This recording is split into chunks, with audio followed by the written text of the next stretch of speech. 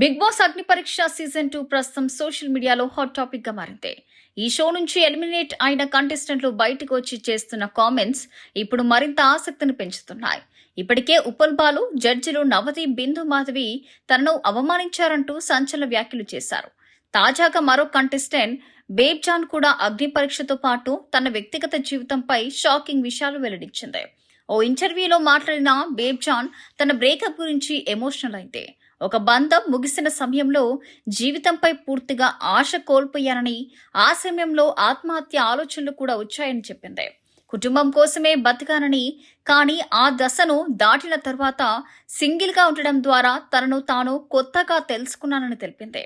ఇక అగ్ని పరీక్షపై వస్తున్న ఆరోపణలపైన బేబ్ జాన్ క్లారిటీ ఇచ్చింది. డబ్బులు ఇస్తే షోలో అవకాశాలు ఇప్పిస్తామంటూ వచ్చే ఫేక్ కాల్స్ తనకు మాత్రం రాలేదని చెప్పింది.